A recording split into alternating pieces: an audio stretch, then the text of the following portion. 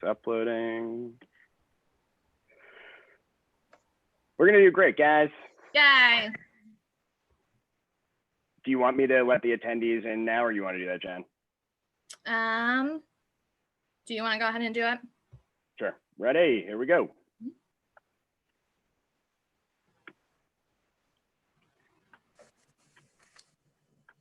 There we go. And we are recording. Welcome, everyone. I'm Senator David Waters, and I am opening this meeting of the Senate Transportation Committee. Today, we'll be hearing House Bill 1135 and Amendment 1259S. Before we get started, I'll read through a checklist to ensure that the meeting that we are holding is in compliance with the Right to Know law. As chair of the Transportation Committee, I find that due to the state of emergency declared by the governor as a result of the COVID-19 pandemic, and in accordance with the governor's emergency order number 12, pursuant to Executive Order 2020-04 and its extensions, this public body is authorized to meet electronically. Please note that there is no physical location to observe and listen contemporaneously to this meeting, which is authorized pursuant to the governor's emergency order. In accordance with the emergency order, I am confirming that we are providing public access to the meeting by telephone, with additional access possible by video and other electronic means. We are utilizing Zoom webinar for this electronic meeting. All members of the committee and selected legislative staff have the ability to communicate contemporaneously in this meeting through this platform. And the public has access to contemporaneously watch and/or listen to the meeting on Zoom or YouTube and via phone by following the directions provided on the General Court website. We have provided public notice of the necessary information for accessing the meeting in the Senate calendar. We are providing a mechanism for the public to alert the public body during the meeting if there are problems with access. If anyone has a problem, please email remotesenate@ledge.state.nh.us. That's remotesenate@ledge.state.nh.us, or call 603-271-3043. That's 603-271-3043. In the event the public is unable to access the meeting will be adjourned and rescheduled. And please note that all votes taken during this meeting shall be done by roll call vote. And finally, let's start the meeting by taking a roll call attendance. When each member states their presence, please also state where they are and if anyone else is in the room with them during this meeting, which is required under the Right to Know law. I will call the roll. Senator LeVake. Present. I am in my home alone. Senator Ward. I am in my room alone. And Senator Hennessy. I am in my house, also alone. My husband is in the other part of the house. And Senator Birdsell. I am in my home in the room alone. And I am Senator David Waters in my home alone as well. We would like to start our committee meeting as usual with a Pledge of Allegiance, and I will ask Senator Birdsell to lead us in the pledge. I pledge allegiance to the flag of the United States of America and to the republic for which it stands, one nation, Under God, indivisible, with liberty and and justice justice for all. for all. Well, thank you all. I will now open the hearing on House Bill 1135, and I want to recognize the prime sponsor, Representative Stringham. Welcome to Senate Transportation. Representative Stringham, we're gonna pull you up and give you access right now. And Representative, you should be able to speak. Please introduce yourself for the record. Okay, am I unmuted now? You are, Representative. Thank you. I'm Jerry Stringham. I'm the representative from Lincoln, Woodstock, and Waterville Valley, and very much appreciate the invitation to be here today. And if you want to go ahead and introduce the bill, Representative. Sure. It's a special time when we can come together with a bill that clearly defines our common values and shared gratitude for a native son. And in that regard, I'm pleased to introduce House Bill 1135, which is titled Naming of a Portion of Route 49 in honor of Specialist Mark P. Tikoto.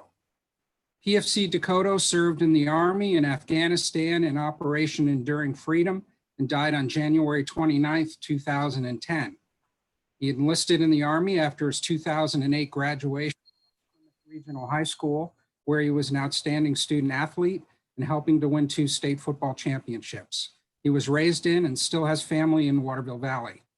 PFC Tikoto was stationed in Afghanistan as part of a psychological operations unit based out of Fort Bragg, North Carolina. He was known as hardworking, reliable, and a great team player, according to his high school football coach, as published in the Military Times. His sacrifice and that of his family will be memorialized with the passage of this bill. Route 49 is the main road into Waterville Valley will be named in his honor. Specialist Tikoto's father, Mark, and mother and brother, who serves in the military, and sister were able to attend the House Committee hearing on this bill and share in this honor as well. I thank you for the opportunity, and I'm happy to answer any questions. And with your permission, I'd like to ask for 10 seconds of silence in honor of the 10 years we have been without fallen hero PFC Tikoto to remember his sacrifice for our country.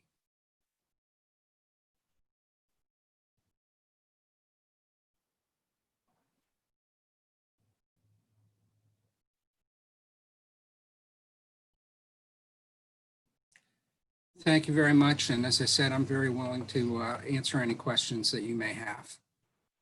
Thank you, Representative. Are there questions from any members of the committee?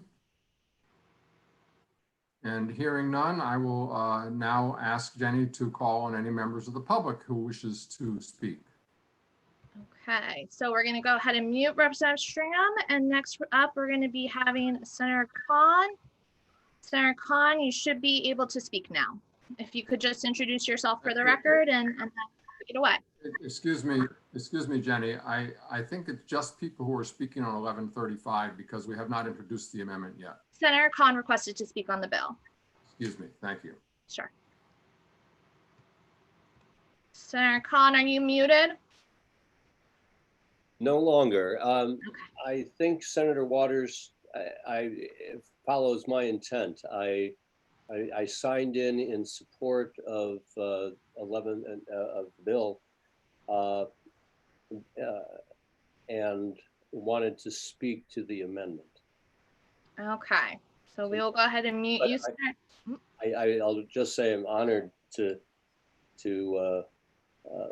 have a portion of your amendment with the others who are being honored with this bill. PFC Tikoto sounds like he gave his life and his love of country and is deserving in this honor. So having had that opportunity, I'm glad to offer support for a fallen hero. Thank you. Okay. All right, so we're going to go ahead and mute you, Senator Khan. And next up, we have Representative Mike Edgar. Find him on our list here. Representative Edgar, if you had wished to speak on the bill, you should now be able to as soon as you unmute yourself. Very good. Thank you.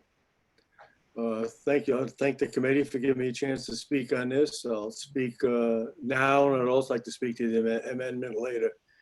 During the House hearings on this, we had a chance to meet the family of PFC Tikoto, and just really wanted to stress how much we all felt very strongly about this bill. the family came to the house when we approved it, and they were given a standing ovation. It's just, we just all feel very strongly about this, was, I'm sure most of you do too. Thank you. Okay. Any questions? Senator Khan, did you, or Senator Waters, questions? Anyone? No. Okay. Representative, we're going to go ahead and mute you. Next up, we have Judge David King. And Judge King, you should be able to speak as soon as you unmute yourself. Okay, good afternoon, members of the committee. I'm really here on the amendment 1259S. So I may have checked the wrong box and I apologize for that. Not a problem at all. So we'll go ahead and disable you, Judge King. And next up, we have Jacob Goodwin. Mr. Goodwin, I'm going to find you on our list here. I'm not seeing a Jacob Goodwin on the list. Let's see, phone number 733. I'm not seeing a phone number for Jacob Goodwin either. So if Jacob Goodwin is listening, if you could please email the IT email that is available on the notice, we're going to move on and we'll attempt to calling you again. Next up, we have Thomas William. And we have a William Thomas. I think this is the person that was hoping to speak. If so, if you can unmute yourself, you should be able to speak. Thank you. Can you hear me? We can, Mr. Thomas. Yes. Or is it, sorry, could you just introduce yourself for the record really quickly, please? Yes, my name is William Thomas from Auburn, New Hampshire. And I also signed up to speak to the amendment 1259, although I think I appreciate the bill that honors private Dakota. Thank you. Sure, no problem. We're all figuring out a new system here, so it makes sense. We're having a couple glitches. So the last speaker we have on the bill right now is a Lindsay Schust. And I'm not seeing a Lindsay Schust either on the list. So if Lindsay Schust is listening, if you could email the IT email and let us know whether or not you do actually wish to speak on the bill, that would be very helpful. And Senator Waters, I don't know if you want to wait a couple minutes to give people the opportunity to email if they're trying to get in and having problems. Thank you, Jenny. I do believe that people did sign up to speak on the amendment, but let me ask at this point that if there's anyone who you would like to speak to 1135 alone who did not sign up to speak and would like to speak on the bill honoring Specialist Dakota, please let us know. You can let us know by raising your hand. There's a button at the bottom of the screen that would allow you to raise your hand and we would be able to see that.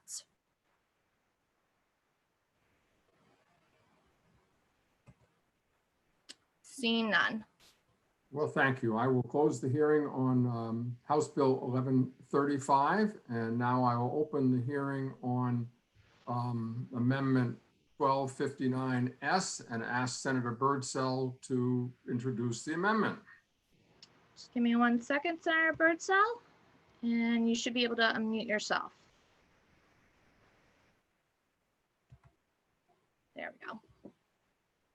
Well, thank you, Mr. Chair. And for the record, my name is Regina Birdsell, State Senator for District 19, which encompasses the towns of Derry, Hampstead, and Windham.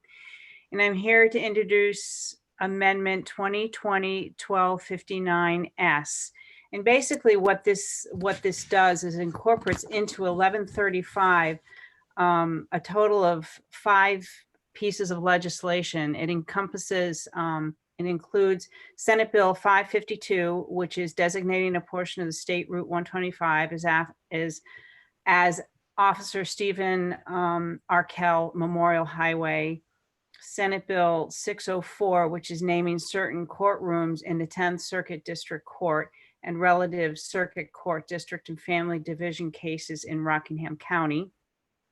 It also incorporates Senate Bill 727, which is relative to Holocaust and genocide studies legislation and establishing a commission to study the genocide education, as well as the prime bill, which is House Bill 1135, naming a portion of Route 49 in honor of Specialist Mark P. Dakota. And finally, it encompasses House Bill 1313, declaring June 6th as D-Day Remembrance Day. That's it for this amendment, but I also we have another amendment. An additional bill was not included in it, so we want to include an additional bill in there, but this amendment covers 1259S covers all those bills that we have put in there. And if I may, Senator Birdsell, the additional amendment that is being added here is Amendment 1266, and perhaps you could very briefly describe what that will include right here. Sure. 1266S is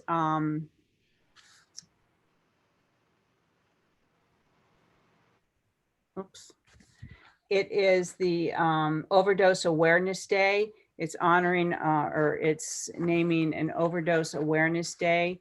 I thought I had the, I do.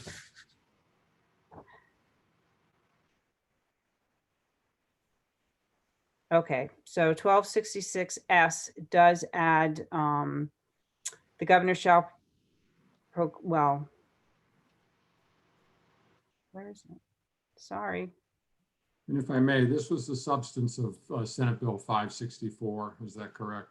I'm sorry. Yeah, it's the bottom paragraph of 1266. It's Overdose Awareness Day. The governor shall annually issue a proclamation calling for the proper observance of August 31st as Overdose Awareness Day, a day to honor and remember those who have died or suffered a permanent injury as a result of an overdose, to raise awareness of the epidemic and to reduce the stigma associated with addiction, overdoses, and overdose fatalities. So that will be the final piece of legislation that will be included in House Bill 1135. Thank you. Are there questions from members of the committee? I have one question, Senator Birdsell, about just really about our process. I mean, would it be fair to say that you and I saw the great value in our legislative difficulties of preserving these bills that had to do with honoring, officers and service members and others who have lost their lives in the call of duty, and then also those other kind of important commemorative functions, and so that we thought that it really would be good to find a vehicle for having these be able to come forward, and we did consult with our House counterparts on this as well. Is that pretty much summarize what we went through? That is correct, and I also conferred with our caucus as well as Senator Ward. So it was agreed upon by all of us. Thank you. Are there any other questions or comments from the committee?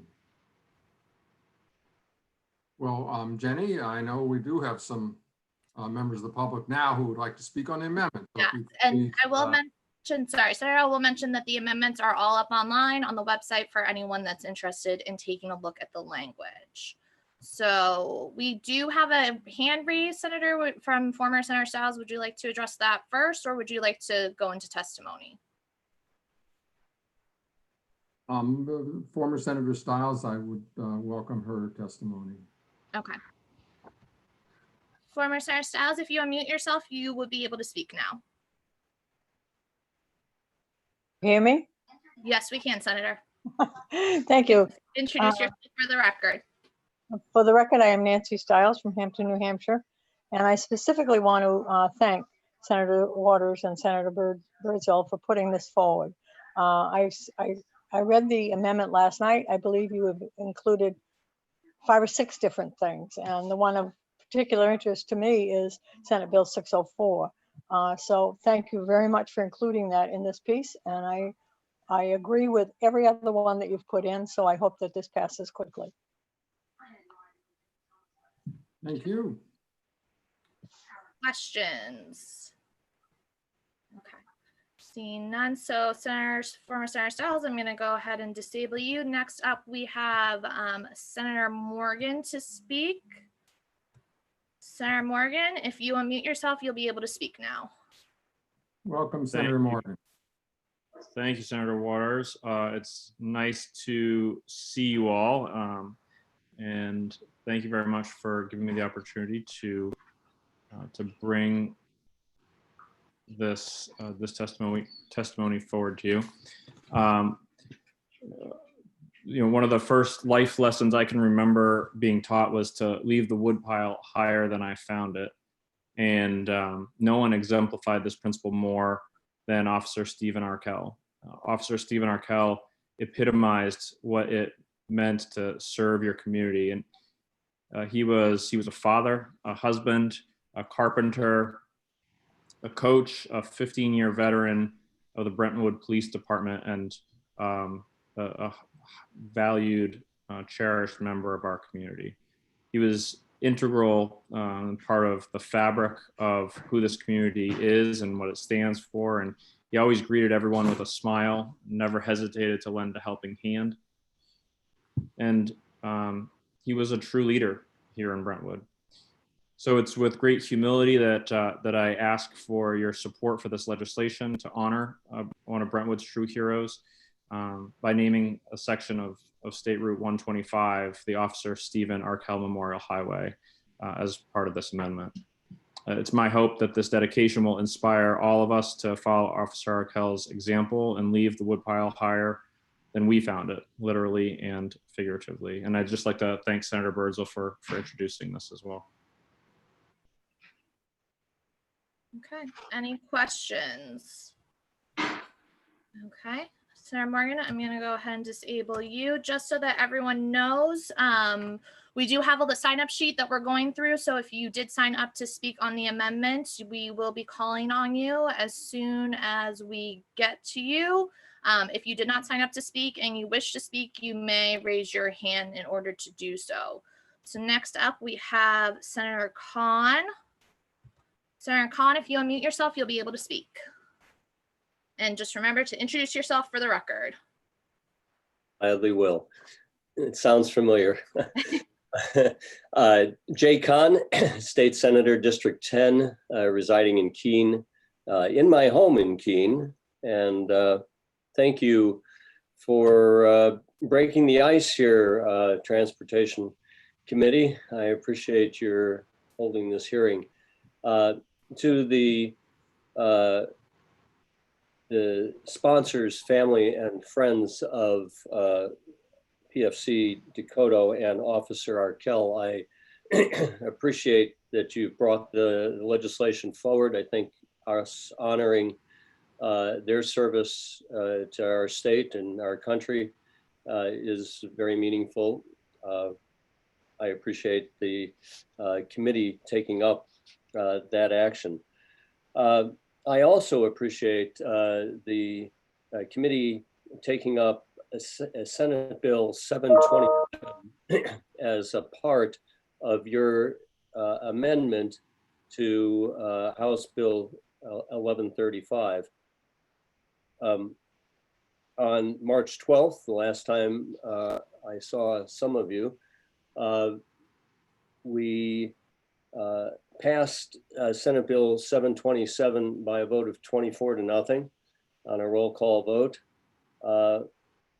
I think you recall that the Holocaust and Genocide Studies amendments, which are in section 11 through 15, I believe, of your amendment, incorporates the contents of Senate Bill 727. I don't need to go into the great detail that is in the amendment. I'm sure you're familiar with the bill and you've reviewed the amendment. I will point out that some of the folks who had testified before the Senate Education and Workforce Development Committee. They have also sent letters to members of the Transportation Committee. I know that only from the copies that they sent to me last night, but just to point out that you should have letters from Dr. Sarit Ittenberg, the president of the Jewish Federation of New Hampshire, from Reverend Jason Wells, the executive director of the New Hampshire Council of Churches, from Robert Treston, the regional director of the Anti-Defamation League, from Bishop Peter Labashi of the Roman Catholic Diocese of Manchester, and from the Cohen Center for Holocaust and Genocide Studies, Mr. Tom White, who is the educational outreach coordinator for the Cohen Center at Keene State College. They point out, among other things, that Holocaust and genocide education has been a joint effort, both of teachers around the state, but also survivors who have contributed their time to the classroom. And as those survivors begin to pass with the distance from their time in concentration camps in Europe, those New Hampshire citizens have asked and come forward with a good set of statements that support how and where Holocaust and genocide education can be taught. Mind you, this is a very broad bill, allowing that genocide is something that has happened many times, again, throughout history. It is happening currently, and there is lots of content available. There are commitments from the Anti-Defamation League, from the Cohen Center for Holocaust and Genocide Studies to contribute those materials to classroom teachers in New Hampshire. And there's also, since the testimony that the Senate heard in March, a federal Never Again Education Act that has passed both the House and the Senate of Congress, is in front of the president, and according to at least one news report today, has been signed by the president, but we're trying to just make sure that before we say it is now a federal law, but it also makes dollars and funding available to the National Holocaust Museum to produce educational materials for school content as well. I provide this testimony and reference back to the letters that you've received just to point out both the broad support and the to indicate that this is something that's within the toolbox for educators to be able to implement. And the advisory council that is a part of this legislation can continue to work with the Board of Education and school districts on suggesting ways in which to incorporate content into the classroom without prescribing that to the districts, but allowing them to incorporate in ways that their faculty, teachers, and make sense for their community. So I'm glad to answer any questions, but I thank the committee for your consideration today and hearing this and allowing me to speak. Thank you. Okay, any questions for Senator Khan? Thank you, Senator Khan, for bringing this forward. It is kind of a moving moment that we have the opportunity in the New Hampshire legislature to take an important step. And I appreciate so much to you and all the people you have worked with for bringing this bill forward. Thank you. Thank you, Senator. Okay. Do you have any questions or comments from members of the committee? Well, thanks again, Senator Khan. Okay, I'm gonna go ahead and mute you, Senator Khan. We do have Senator Sherman looking to speak, but he's still logging on, so we are gonna jump briefly to Representative Edgar while Senator Sherman is coming in. Representative Edgar, if you unmute yourself, if you could introduce yourself for the record, you'll be able to speak. Thank you. My name is Mike Edgar. I represent Hampton. And I wanted to speak in favor of this amendment. In particular, I wanted to mention the naming of the portion of Route 125 for Officer Stephen Arquette, Kell, and I think that's really important. I just hope from administratively that the town itself has sent information and like a request for this to cover that particular aspect of it.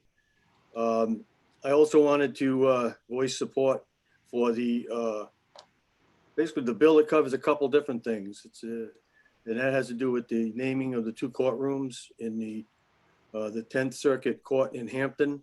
One for basically Chief Alfred Casaza and the other for Francis Whitey Frazier. The second part of that particular bill that you're incorporating does reassign, the circuit court district in family division cases.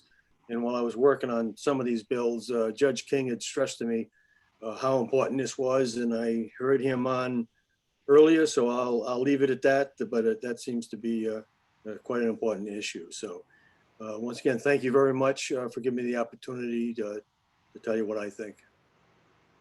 Well, thank you, Representative. Are there questions for members of the committee for Representative Edgar? Well, thank you so much.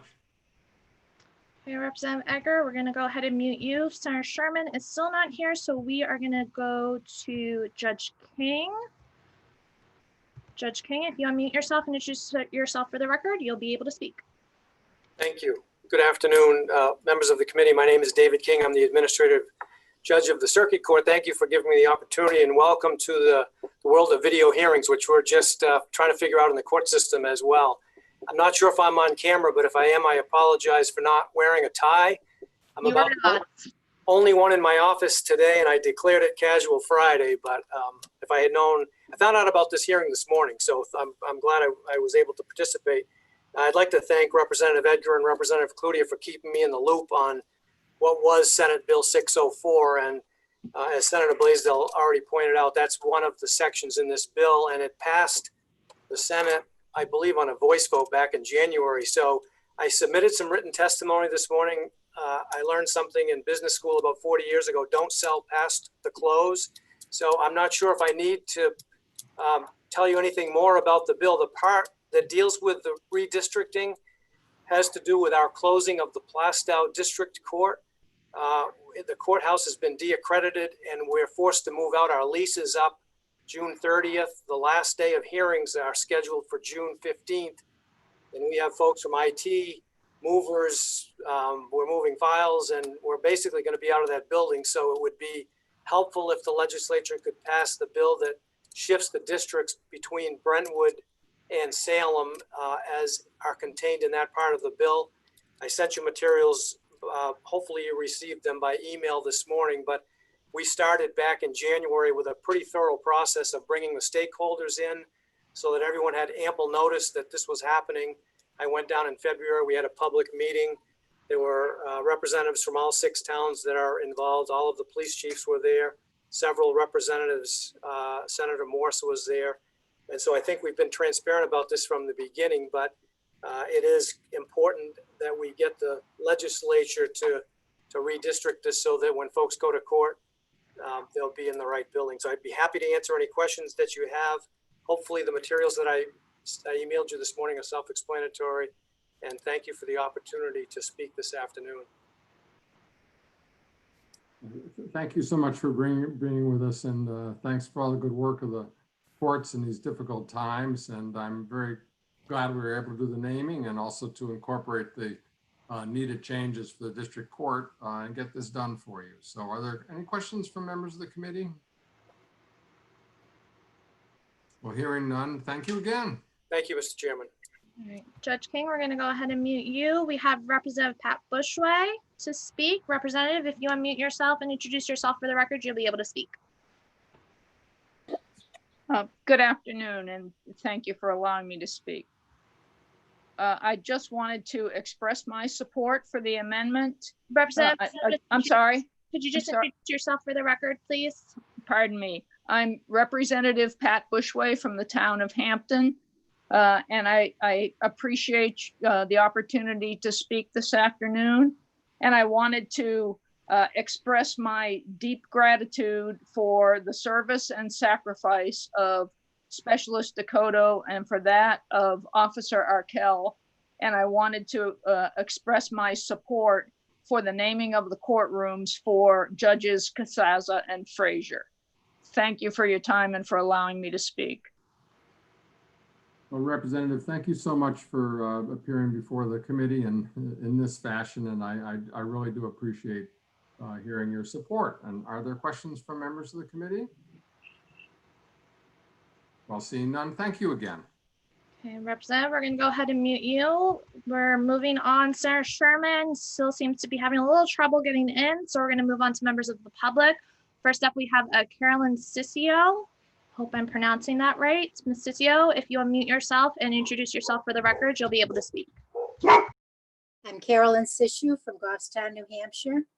And I'm a little confused about why the Senate Bill 727 that came out of the Education Committee is being introduced like on the coattails of these other bills or that seem to just honor and commemorate, because Senate Bill 727 is going to introduce a mandate to all the public schools of New Hampshire. And mandates necessarily involve a budget, budget help for school districts that need to purchase information. So I don't understand how a weighty bill that involves forming a committee, directing people in the education system through New Hampshire quite equates with honoring and commemorating. So that's my first opposition to this. I think this needs to have a hearing at the same level of importance as it did in the Senate earlier. Another comment I would like to make is that mandates for a quality education now exist, and they include three things: civics, geography, and economics. Now we are putting in Holocaust studies. Previous ones were always quite general, so they allowed people or teachers to make their own interpretation of how best to teach civics, geography, and economics based on current events, for instance, which I know I did as a teacher. So now to have this very specific proposal, Holocaust studies, it seems out of line to me, and also quite discriminatory, because there are other genocides. There are other examples of racism. I don't think we should be focusing on one specific one when there are so many others. Which leads me to a third point. How do we prioritize suffering, which I think this seems to do? I taught immigrants, adult immigrants who came from South Sudan.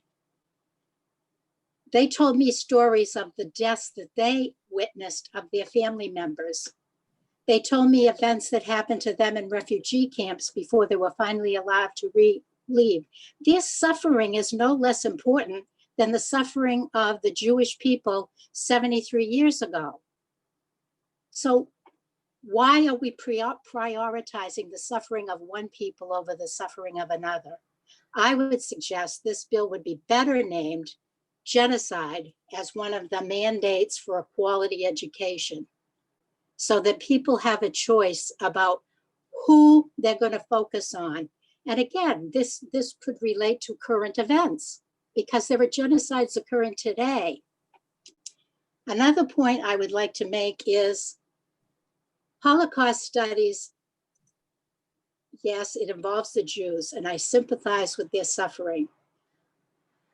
But it is German history. It's Nazi history. We have genocides that have taken place in our own history. How about addressing Native Americans? If we want kids to become better US citizens, we need to make a more thorough address of the history that I know. When I'm 74, so in my past, we never even heard about Native American genocide. We never heard about Japanese internment camps. There is so much in our history that we were excluded from hearing about. So if we want to teach genocide, teach about the US involvement in genocides in the past. Don't focus on Germany's history or the Jewish people's history in Eastern Europe. We have plenty of content right here. Also, focusing on the Holocaust seems to overlook the fact that while 6 million Jews perished, there were between 11 and 20 million other victims of Nazi aggression. Those included the LGBTQ community, Soviet POWs, Roman Catholics, Protestants, Orthodox Christians, Jehovah's Witnesses, Muslim Freemasons, people of color, communists, leftists, trade unionists, anarchists, disabled people, and any other dissident that was considered not Aryan. What about them? Why are we focusing on one segment and not including everybody? So as I said in the beginning, I really feel this is too weighty a matter to just pass without further study. And I also feel that at its root, it's discriminatory because it excludes so much else. So if amendment can be made to the amendment, I would say eliminate, focus on Holocaust and focus on genocide instead. Thank you very much. And thank you so much for your testimony, Representative. Are there questions from members of the committee? Hearing none, let me just to correct the record in light of the comments, and just to comment that Senate Bill 727 did not have a physical note attached to it. So there's no question about unfunded mandate. And I just wanted that to be part of the record. And then secondly, I think it's worth noting, as Senator Khan stated, that throughout the language of the bill, it is Holocaust and other genocides. And so that the intent of the law, I think, in fact, matches much of what was just presented in testimony, that this is certainly focusing on the Holocaust as it is commonly known, but also other genocides, and that's the intent of the education and other matters that are incorporated in the bill. So I just wanted to have that part of the record. And Jenny, if there are other people who wish to testify. Muted? Okay, unmuted. So Senator Sherman is now here. So Senator Sherman, if you unmute yourself and identify yourself for the record, you will be able to testify. Well, better late than never, right? So thank you all for allowing me the opportunity to testify. My name is Senator Tom Sherman from District 24, 11 towns on the Seacoast. I'm prime sponsor of one of the bills that was incorporated into this, which is recognizing Alfred Casassa and Francis Whitey Frazier for their incredible work in the district court. And I just wanted to speak in support of that. I am very grateful that this has been incorporated into this amendment. I also wanted to recognize the renaming of the highway after Officer Arkell, who I work at Exeter Hospital. I know many people who knew him and were devastated by his loss. And I think this is a wonderful tribute. So fully in support of all of these measures. And I would just say that I believe that the Holocaust it's world history. but it's also American history. My uncle was killed in World War II fighting the Nazis. He was a medic blown up in a pillbox while caring for American soldiers. So I do believe this is part of American history as well. And I agree with many of the comments that this needs to be a broader discussion, but it's remarkable to me how many of our school children are not taught about the Holocaust or many of the atrocities that have happened around the world. And education, as Thomas Jefferson and many others have pointed out, education is one of the best ways that we can make sure that history doesn't repeat itself. So thank you for all of these bills, and I'm in support. Thank you, Senator Sherman. Are there any questions from members of the committee? Well, hearing none, thank you very much. All right, thank you, Senator Sherman. We're going to go ahead and disable you. Next up, we have Representative Rennie Cushing. Representative, if you unmute yourself and identify yourself for the record, please. Yeah, good afternoon. I'm Representative Rennie Cushing, representing Rockingham District 21 in Hampton. And I just want to, first of all, thank Senator Waters and the other members of the Transportation Committee for holding the first, remote public hearing. And I commend you for the bill that you have before you and for the amendment that's been proposed. And I support both the bill and the underlying and the amendments. And in particular, as someone who's known both Al Kazazer and Whitey Frazier for, well, Al my entire life, I just really think it's appropriate that we name the two courtrooms in the New Hampton courthouse in their honor. They are the two judges who served as presiding judges in the history of the Hampton District Court. Al was there when it was a municipal court. He served when it became a district court. When district court judges became full-time, Whitey Frazier took the position and he presided over it until the court was closed down in Hampton and moved to Exeter. They are just pillars of the community, and it's appropriate that that we honor them. And again, thank you very much, Senate Transportation, for doing this. Thank you so much, Representative. And we certainly do hope we're all back in the State House at some point in time. We're going to manage. Are there any questions for Representative Cushing from members of the committee? Well, thank you again, Representative.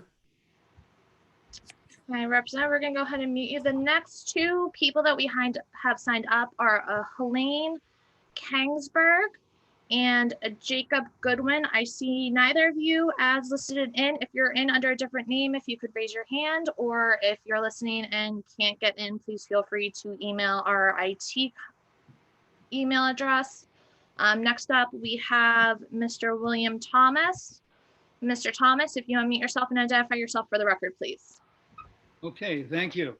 For the record, my name is William Thomas. I reside in Auburn, New Hampshire, and I appreciate the opportunity to speak. I am a retired educator, teacher. I spent 32 years at Central High School in Manchester. And I have mixed thoughts. I testified, by the way, before Senator Kahn's committee in March. And I said then I had mixed thoughts about the bill. And basically, I reflected more on it. And by the way, I might add that the Keene Sentinel did publish an editorial that opposed this bill. It said a bill, quote, a bill to mandate genocide education is well-intentioned but ill-advised. The editorial reminded us that attempts by politicians to dictate school curricula have not worked out well. And I can attest to that. Although I did begin a course at Central High School. I taught a course called Facing History in Ourselves. It was an elective course on the Holocaust and prejudice and bigotry, and was modeled on a curriculum developed by a Jewish organization in Brookline, Massachusetts. And as I said, the course was called Facing History and Ourselves, the Holocaust and Human Behavior. Following my retirement, this course continued to be taught at Central, but it later became part of a semester course called Global Perspectives, a Historical Approach. The course description says this: this specialized course will provide students with the opportunity to explore complicated historical and contemporary events and themes ranging from genocide and the Holocaust to conflicts from the Vietnam War to the Middle East today. Sounds like a very interesting course. So concerning the amendment to Senate Bill 727, I have been to Israel, have been to Palestine. I have friends in Israel, Jewish friends, Israeli friends. They're a minority, by the way. They're on the left. And anti-Semitism is always brought up. And in studies in the course I taught, obviously we talked about anti-Semitism. We talked about racism. We talked about bigotry. We talked about xenophobia, etc. These are all important concepts. And we had speakers. I had Rabbi Klein from Manchester and his wife Anna Klein, who was at Bergen-Belsen in the same camp as Anne Frank. Stephen Levy. So I've had speakers, I've had films, and we have discussed that. But there's an issue today concerning this bill, and people are wondering, who talk to me, how the concept of anti-Semitism will be defined in such a course.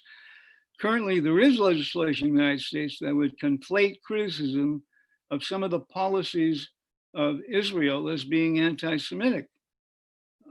Such legislation may well curtail our First Amendment free speech rights. Furthermore, how would such a mandated course deal with what some critics call Israel's genocidal actions in its 3 massive military attacks on Gaza, including Operation Protective Edge in 2014, which resulted in the deaths of 520 Palestinian children. The death of any child is a tragedy. Anyway, so this might come up. The cost of implementing, I think Chairman Waters, you said there's no fiscal note, but in terms of perhaps initiating a course, they may have to hire an additional teacher or have a teacher take time out. I mean, I started the course. I got approved by the principal and a group of teachers at Central and the school board. I wasn't well funded, but so the course was a semester-long course. It lasted for about, as I said, 10, 11 years. So there might be some cost associated with it. And as a teacher, we were always overburdened with work, and I dare say today with the teachers doing remote learning, they're more overburdened than I was. So the cost, we don't know.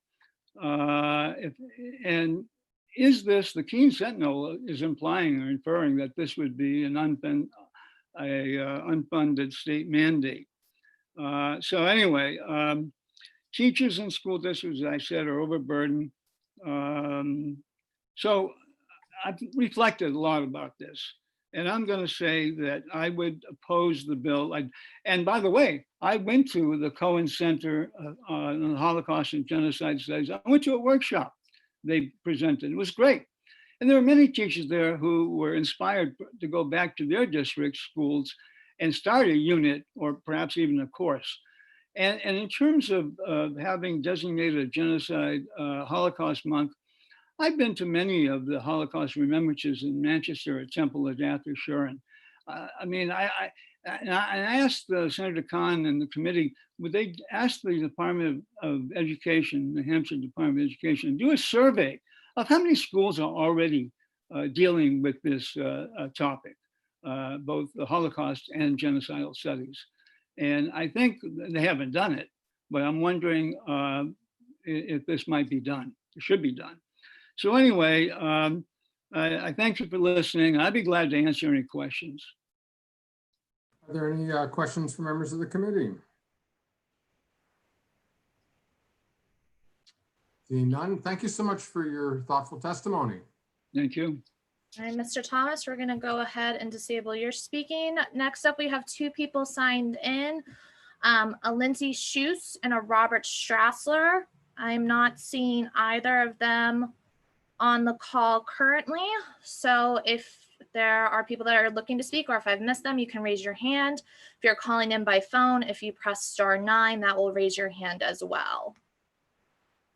And just as we wait for that, just a note to everyone listening in, the sign-in sheets are available to the public on the Senate website, where you were able to gain information regarding how to attend that meeting if anyone is so interested in looking at that. And I'm not seeing anybody with their hand raised, Senator Waters.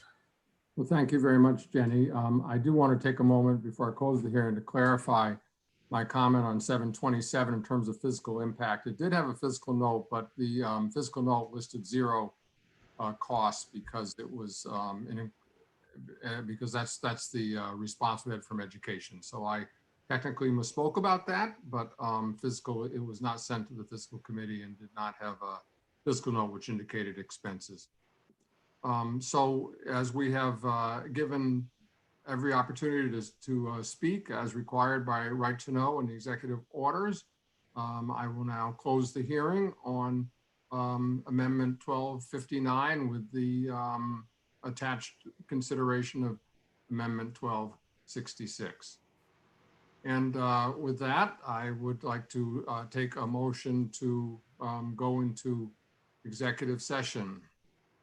So moved. Second. Okay, so moved by Senator LeVake, seconded by Senator Birdsell.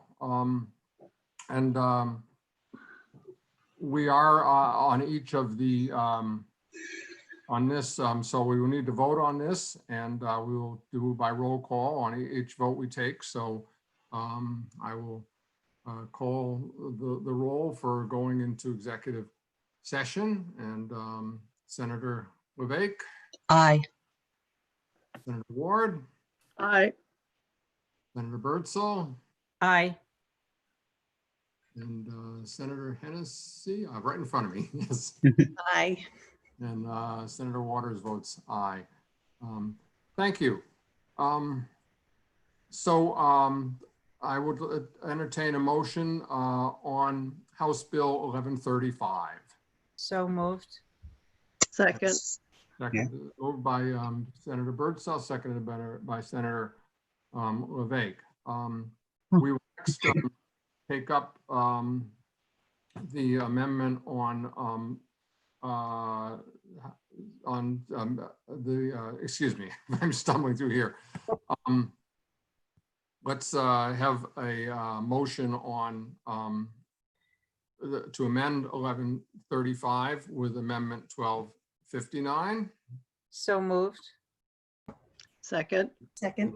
Second from Senator Ward, moved by Senator Birdsall. And is there discussion of the amendment 1259? Yes, Senator LeVake. Thank you, Senator Waters and Mr. Chair. Just so I'm clear, are we now voting on the entire packet of bills? Or we're just voting? Could you clarify that for me, please? Thank you for the question. What we're going to do is we will vote on 1259. Then we will vote on 1266. And then we will vote on 1135 as amended. Okay. Okay. Thank you. Pretty much the way we used to do things, if I can remember how we used to do things. I would like to speak on 1266S when the time comes. Then. Yeah. Okay. And any other, is there any other discussion of of 1259? Yeah. All right, so I will call the roll on this vote. Senator LeVake, Aye. Senator Ward, Aye. Senator Bertzel, Aye. Senator Hennessy, Aye. and Senator Waters votes yes. So we have 5-0 on Amendment 1259, and I will accept the motion on Amendment 1266. So moved. Second. It is moved by Senator LeVake and seconded by Senator Birdsell. And Senator LeVake, you wanted to say a few words on this? Yes, thank you, Mr. Chair. I missed my opportunity to sign in and speak regarding Senate Bill 564. But first of all, I want to thank you for allowing us this opportunity to group several bills that were important together so that we could pass them. And I thank you for including Senate Bill 564 on Overdose Awareness Day.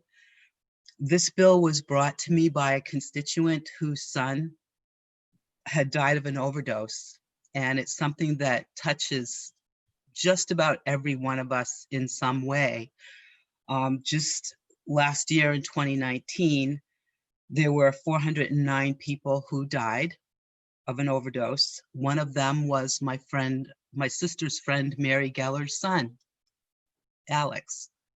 So it really did hit home. And even still with those 409 deaths, those were 62 fewer than in 2018. And it was the lowest death toll since 2014. So I guess if there's any good news, the death toll is going down, but it's still too high. So I think it's very important that we recognize Overdose Awareness Day and that we take away the stigma and understand that this is a sickness and work with people so that they can overcome these difficult,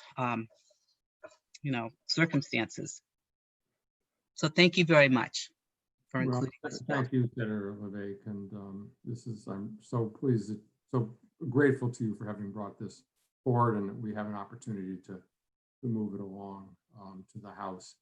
Are there other comments on 1266? And Senator LeVake, would you like to make a motion on 1266? I move ought to pass. Aye. Second. No. So Pardon? Senator LeVake moved and I seconded, and I will call the roll on 1266. And Senator LeVake, Aye. Senator Ward, Aye. Senator Birdsall, Aye. Senator Hennessy, Aye. and Senator Waters votes yes as well. So I will now move House Bill 1135 as amended. And Senator Birdsall, would you like to second that motion? Second. So is there any further discussion on this? All right, once again, I will do our roll. Senator LeVake, Aye. Senator Ward, Aye. Senator Birdsall, Aye. Senator Hennessy, Aye. and Senator Waters votes yes, and I will be happy to take the bill out. Now, as we're together in executive session, I didn't know if there's anything else that folks had questions about or wanted to bring up about how we're going to try to proceed. And I can say a few words about the 10-year highway plan.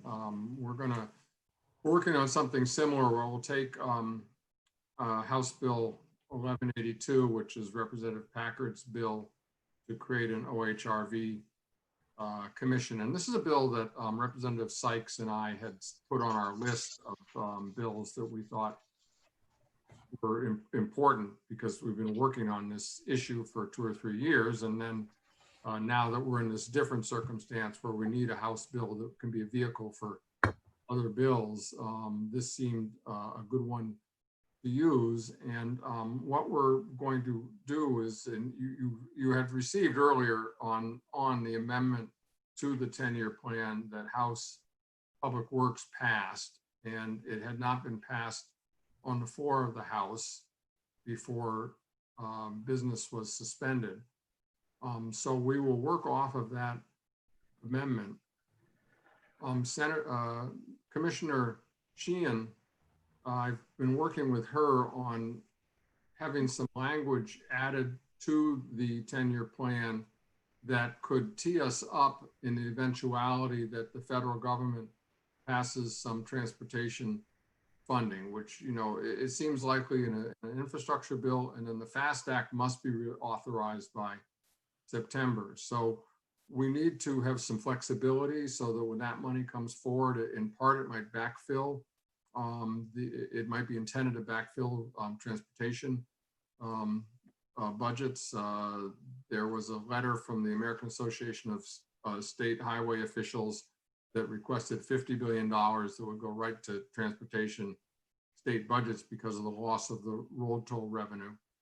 The House put 15 billion in, but you know, there may be some funds like that, and then there will be perhaps many other funds on infrastructure of all kinds that are, if you look at the House bill, and and then the FAST Act itself. In particular, Commissioner Sheehan is interested in changing some language so that we can move some federal money around. There's one pot of federal money that could not be used for betterment, which means going to the communities. And since the municipalities' budgets on transportation are determined by 12% of the road toll, and the road toll was, you know, down by half to 67% one weekend, there was a concern the municipalities would be starved of the money they need for their roads. So there will probably some language which would let us shift some of the federal money around into that to try to keep the municipalities whole and to help their budgets. It's anticipated that she'll have that language for us by around the 5th of June. And so we will do that. And then there were a few other bills that were priorities of the Department of Transportation that you know, are some changes they needed in language. Also the licensing bill that had to do with the motorcycle crash, and a couple others, and you'll see those. And then also Senator Carson's Hudson CTE funding needed a home, and from what I could see, there was no home for it in any other omnibus bills. And since that, you know, CTE construction is capital budget, and capital budget is what goes through House Public Works, which does the 10-year highway plan. And I thought, well, maybe this is in some ways appropriate to put it here, but I think it's really important that Senator Carson's bill find a way to get passed. So anyways, that's what we're working on. And my hope would be that we'll have that amendment that it can go in the calendar early of the week of the 8th, and that potentially we would have a hearing like this on the 12th to pass 1182 with the 10-year highway plan and those other bills incorporated in it. And Senator Birdsall and I have been working together on this, and I've been kind of keeping Sykes and Cloutier informed. I've sent Packard a message. I haven't talked to Representative Graham yet, but I'm going to talk to him, you know, maybe today after this, just to make sure everybody in both bodies and both parties has an understanding of what we're trying to do. So anyways, I'm sorry to rattle on about that, but just an opportunity for us all together to talk about that. And I just didn't know if anybody had any questions about what we're trying to do there. No, but I'm going to probably give you a call a little bit later with regards to the 10-year highway plan. Just have a couple of questions on it. Good. That's okay. Yeah, and anybody else does too. I mean, we have, you know, I will have the DOT will come in and do the usual half-hour presentation of the 10-year plan when we have that hearing. And, you know, usually the House has usually scrubbed it pretty hard, but oftentimes there are some things that come up between that time and the time that we have it. So if there are things that, need to be done or issues that have arisen that might be, in terms of the 10-year highway plan, let me know, and you could also call, there's something local to your districts, you could call Commissioner Sheehan or Bill Cass or whomever and just, see. But even though this is a strange and different process, I want us to be able to do kind of as we always do in the committee to make sure everybody has an opportunity to get what needs to be done. So you said possibly June 12th. Isn't that the day that we're in session? And if so, are we gonna do it in person? The House is supposed to meet on the 11th. I don't think we're going to be meeting the Senate. The House, the Senate had no scheduled meeting. Right. Okay, so, I mean, we don't have any session scheduled tentatively? No. Okay. My sense is that the Senate might not meet for maybe 3 weeks or so. I mean, if we are trying to do these bills, and I can't speak for leadership, but I know that, Senator Morris and Bradley and Senator Susie have been talking about these things, because the sense is that if our one opportunity to do things is to send bills over to the House on House bills, so that even if they don't change their rules, they still would be able to vote to concur. So all our bills everything has to be done for our session to go over to the House. Well, I mean, we could meet twice. I mean, I don't know, but it just seems to me to make sense that if we're going to go through this process, let's get it right. Let's have it be bipartisan. Let's get us all together. So, I mean, I'm sure the Democrats and Republicans will have some things cooked up that won't be so nonpartisan, but whatever, but have these kind of main omnibus bills be ones that we can bring forward as a body, and in the hopes that the House can concur. So, and Alan, since you're here, Alan, if you want to add anything, go right ahead of the process, but I don't want to, I really don't know what's going to happen, but I think we have a little bit of time to get this done.